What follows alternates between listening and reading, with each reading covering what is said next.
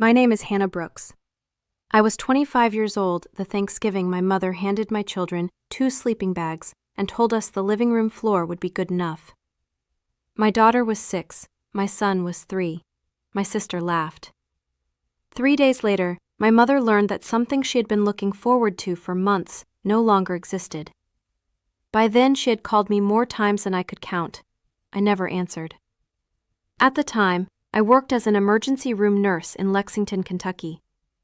Most people think nursing is about medicine. It isn't. It's about carrying pressure. You carry fear. You carry responsibility. You carry other people's pain until your shift ends. Then you go home and carry your own. My daughter Sophie was 6 years old. She loved books, asked difficult questions, and noticed everything. My son Noah was 3. He believed every problem in the world could be solved with a snack and a hug. Their father had left 3 years earlier. The marriage ended quietly. No screaming, no dramatic courtroom battles. Just betrayal, divorce papers, and a lesson I never wanted to learn. Since then, every piece of our life had been built from scratch. The apartment, the furniture, the car, the savings account, everything belonged to us because I worked for it. The week before Thanksgiving, I packed the car before sunrise.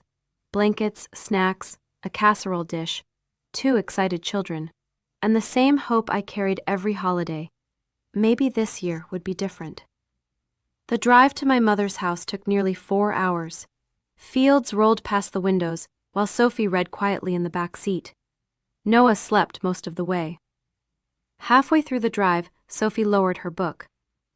"Mom?" "Yeah, sweetheart?" She hesitated, then asked a question that hit harder than she realized. "Does Grandma like us?" For a moment, I forgot how to breathe. Children don't ask questions like that without a reason. They ask because they've already noticed the answer. "What makes you think that?" I asked. She shrugged. "She likes Aunt Brianna's kids more." Simple, direct, painfully honest. I looked at her in the mirror, then back at the road. "We'll be there soon." She nodded and opened her book again, but I couldn't stop thinking about what she'd said. My mother's farmhouse sat at the end of a gravel road outside a small town called Ashford. My father bought the property decades ago. Every board in that house reminded me of him. The porch, the garden, the workshop. He built most of it himself. After he died, the house never felt the same. I pulled into the driveway just after 9. My sister Brianna's SUV already occupied the best parking spot near the porch. I parked farther away. A small thing, but with my family, small things had a habit of becoming patterns. The front door stood open. The smell of Thanksgiving dinner drifted outside. Fresh bread, brown sugar, roasted ham. For a brief second, it felt like home. Then reality returned. Noah ran inside first. "Grandma!" My mother looked up from the kitchen. "Take your shoes off." That was it. No hug, no welcome, no questions about the drive, just shoes. Brianna appeared beside her. "Oh, you made it." Like we'd stopped by unexpectedly. Not after driving 4 hours. Not after bringing 2 children. Just, "You made it." The rest of the afternoon followed the same pattern. My mother hovered around Brianna. Brianna talked. My mother listened. Brianna laughed. My mother laughed. Meanwhile, I carried dishes, set the table, cleaned counters, and stayed busy. The only person who seemed to notice was Aunt Sarah. She arrived shortly before dinner and hugged me before greeting anyone else. Then she leaned closer. "You drove 4 hours and nobody even welcomed you properly?" I smiled, because arguing required energy I didn't have. Dinner came and went. The food was excellent, the atmosphere wasn't. Every conversation somehow circled back to Brianna. How helpful she was, how often she visited, how much she did for Mom. I sat quietly helping Noah eat, while Sophie listened from beside me. By the end of the meal, I felt exhausted. Not physically, emotionally. Around 8:30, Noah was asleep on my shoulder. Sophie's eyes were barely open. I finally found my mother in the hallway. "Mom," I said, "where are we sleeping tonight?" She didn't hesitate. "Your sister's family has the guest room." Then she opened a closet, reached inside, and pulled out 2 old sleeping bags. For a second, I honestly thought she was joking. She wasn't. She dropped them at my feet. The sound echoed through the hallway. "The living room floor is fine," she said casually. Then she walked away. I stared at the sleeping bags. Sophie stared at them too. Then she looked toward the closed guest room door, confused, embarrassed, trying to understand. Before I could speak, Brianna stepped into the hallway. She looked down, saw the sleeping bags, and laughed. "Maybe next year you should book a hotel."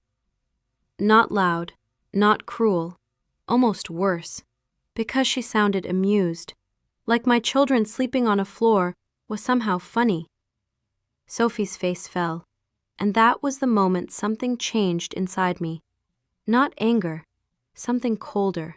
The realization that none of this was accidental. This wasn't poor planning.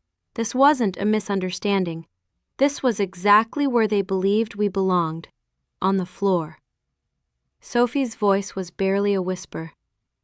"Mommy, are we really sleeping here?" I knelt beside her, smoothed her hair, and forced myself to smile. "Just tonight, baby." She nodded, but I could see disappointment in her eyes. That hurt more than anything my mother or sister could have said. That night I lay awake on the hardwood floor between my children. The house was silent. A grandfather clock ticked somewhere down the hallway. Every few minutes I looked at Sophie, then Noah. My daughter curled tightly inside a sleeping bag. My son wrapped in my coat because the floor was cold. And sometime after midnight, staring into the darkness, I finally admitted something to myself. This wasn't about one holiday, or one sleeping bag, or one careless joke. It was a pattern that had existed for years. One daughter mattered, the other adapted. One family received comfort, the other received whatever was left. For years I had accepted it, excused it, worked around it. But lying there beside my children, I realized something had finally broken. Not my heart, not my patience, my willingness to keep pretending everything was normal. And before the sun came up the next morning, a decision had already started forming in my mind, a decision that would change everything. Morning arrived cold and gray. I woke up before everyone else. My back hurt from the hardwood floor. For a few seconds, I forgot where I was. Then I saw the sleeping bags, and remembered. Sophie was still asleep. Noah was curled against my coat. I sat there watching them for a moment, before quietly walking to the kitchen. My mother was already awake. The smell of cinnamon rolls filled the room. For a moment, it reminded me of childhood. Then Sophie walked in. Her hair was messy, her eyes half closed. "Good morning, Grandma." My mother nodded. "Morning." A few minutes later, Brianna's children came downstairs. My mother immediately served them warm cinnamon rolls. Sophie watched quietly, then asked, "Can I have one too?" My mother's answer came instantly. "Not these, sweetheart. These are for Madison and Tyler." Sophie nodded. "Okay." Then she poured herself a bowl of cereal. No complaint, no tears, no argument. And somehow that made it worse, because she expected it. My 6-year-old had already learned not to ask twice. I grabbed my coffee and stepped outside. The cold air hit my face. For the first time all weekend, I allowed myself to think about the secret nobody in that house knew.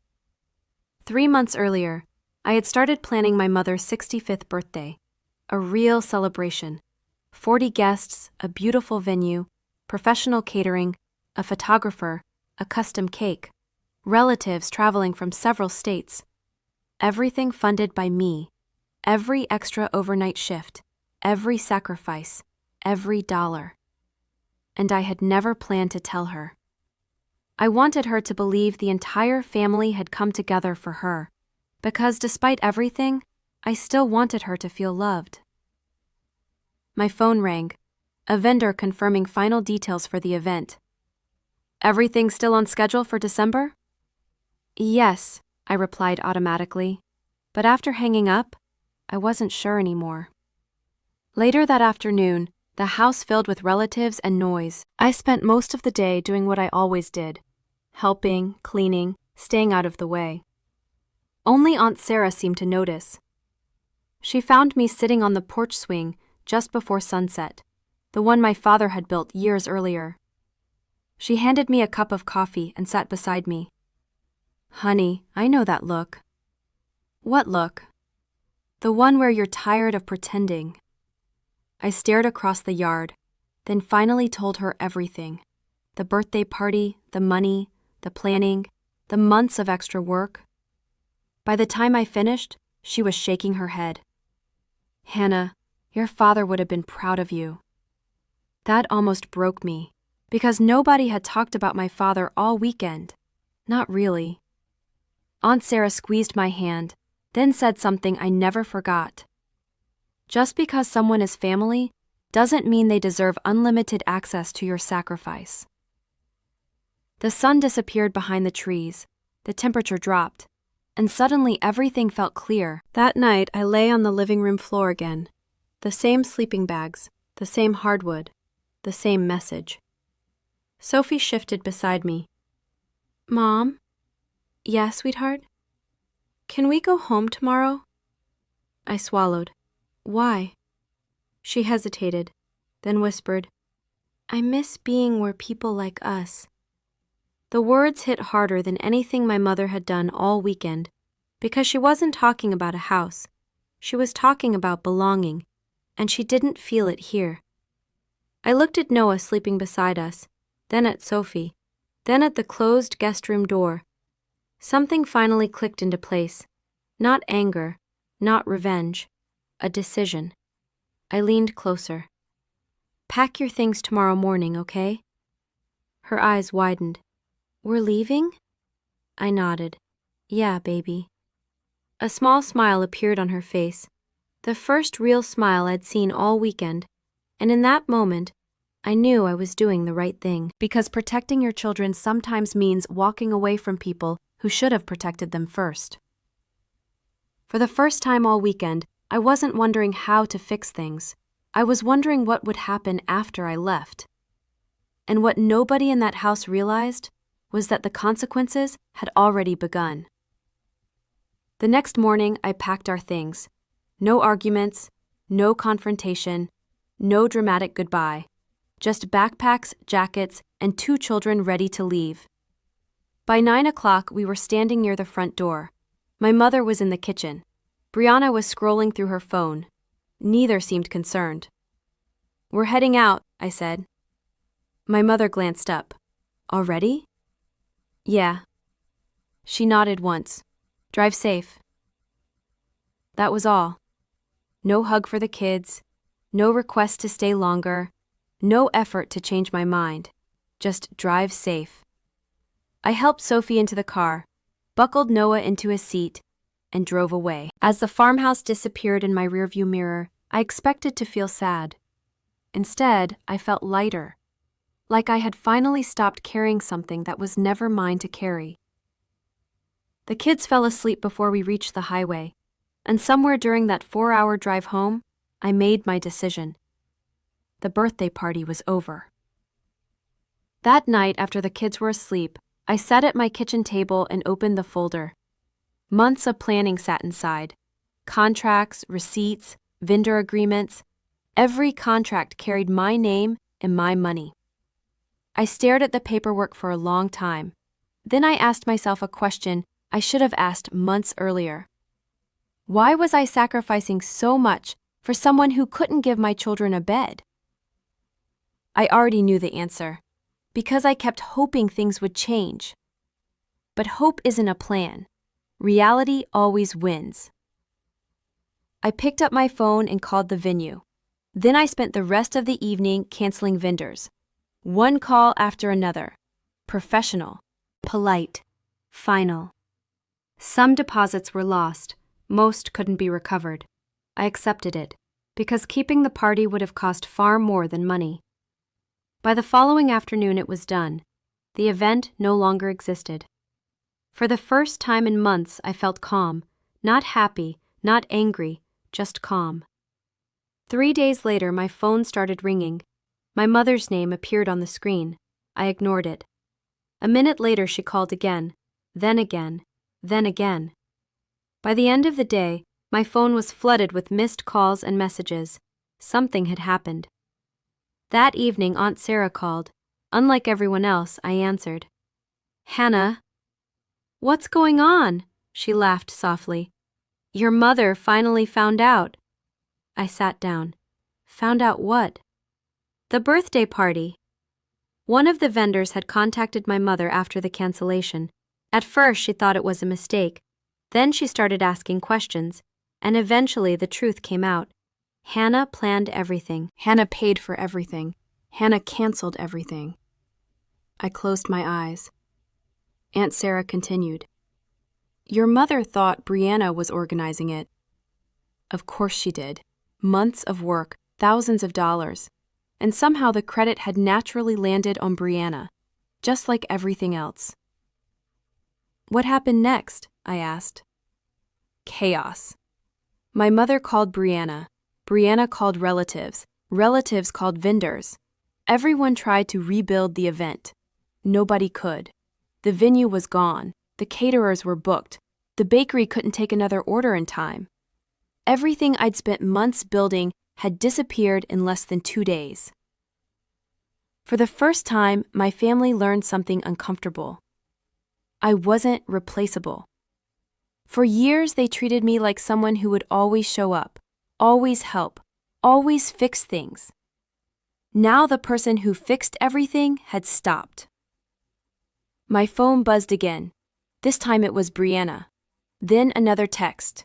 Then another. "Please call Mom. We didn't know." "Can we talk?"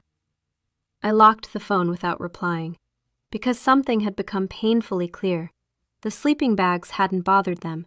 My children hadn't bothered them. What bothered them was losing something valuable. The party, the planning, the convenience. Consequences had finally arrived, and suddenly everyone wanted a conversation. That realization hurt, but it also made things simple. For years, I'd been trying to earn a place in a family that only noticed my value when I stopped giving it away. Now they understood exactly what I had been carrying. The problem was, they understood too late. That night, I tucked Sophie into bed. She looked up at me. "Grandma keeps calling." "Yeah. Are you going to answer?" I thought about it, then shook my head. "Not tonight." She nodded, satisfied, then rolled over and went to sleep. I turned off her bedroom light and walked back into the living room. My phone sat on the coffee table, covered in missed calls, voicemails, texts. For the first time in my life, I wasn't interested in explanations. And before the week was over, my mother and Brianna would drive 4 hours to my apartment, hoping to fix what they had broken. They just didn't realize some lessons are expensive. 3 days after the cancellations, my mother and Brianna showed up at my apartment.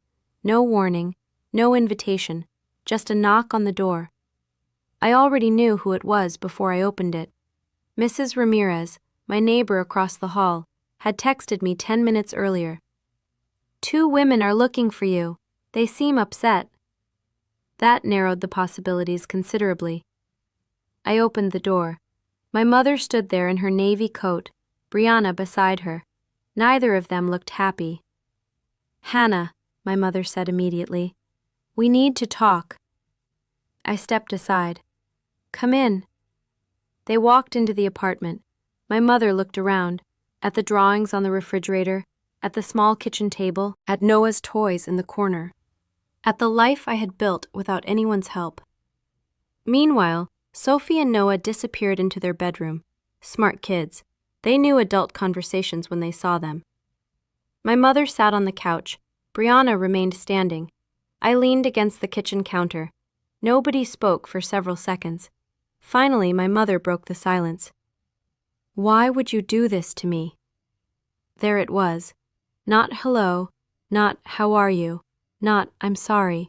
Why would you do this to me? I almost laughed. Instead, I asked, Do what?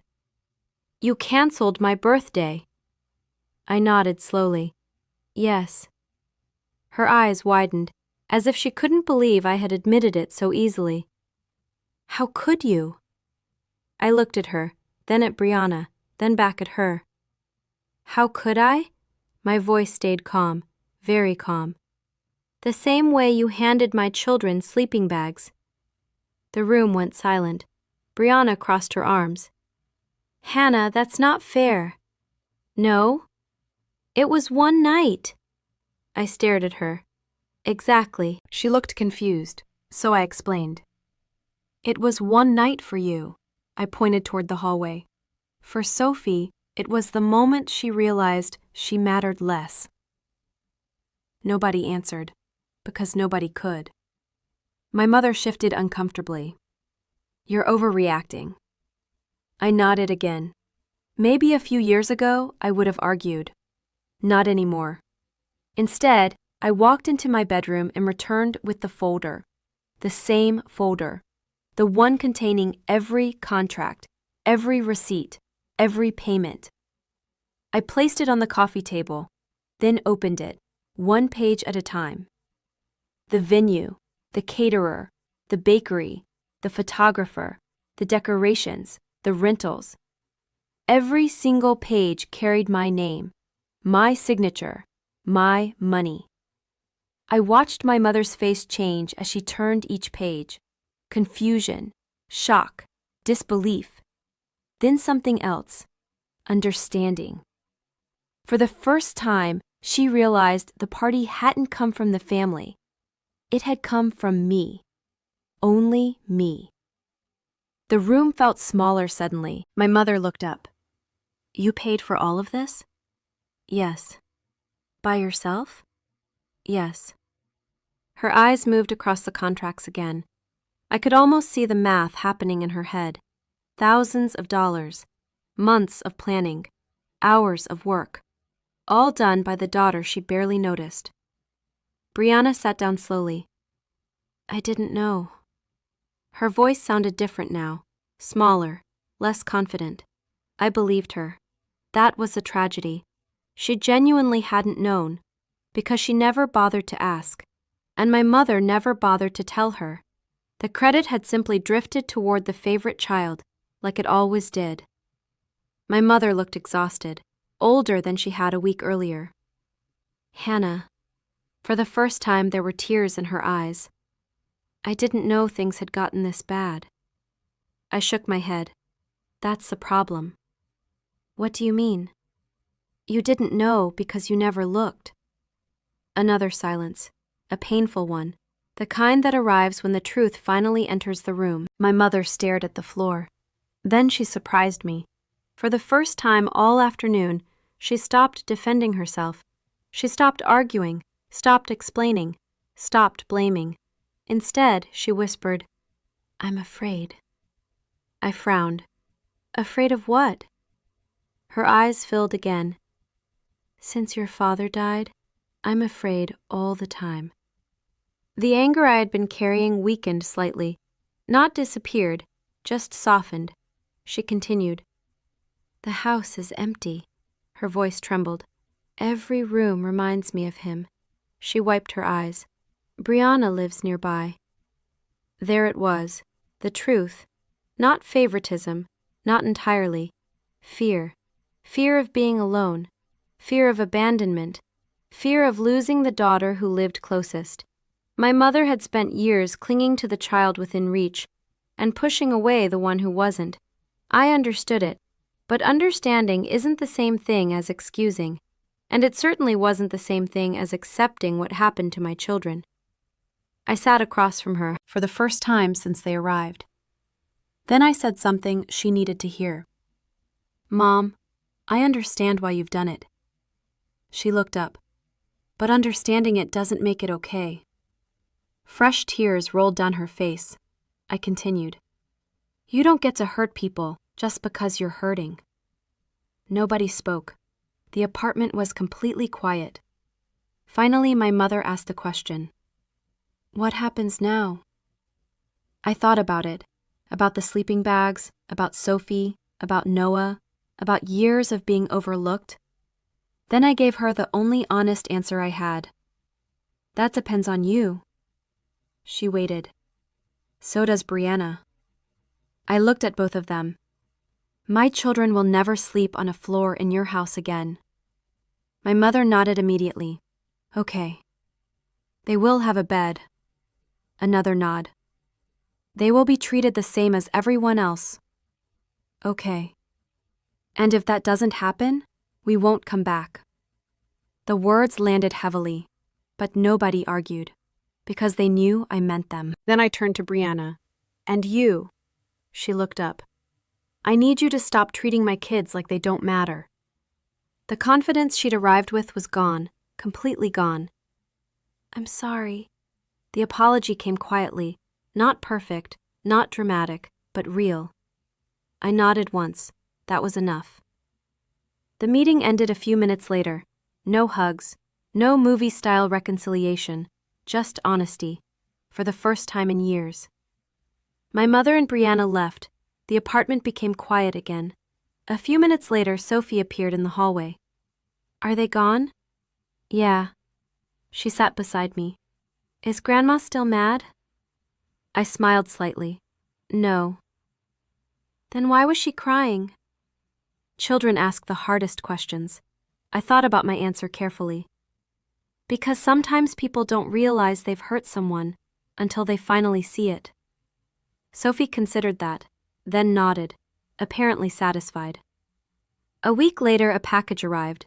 No return address, but I recognized the handwriting immediately. Inside were 2 winter coats, one purple, one red, Sophie's favorite color, Noah's favorite color. There was no letter, no explanation, no speech, just the coats. I stared at them for a long time, then hung them in the closet.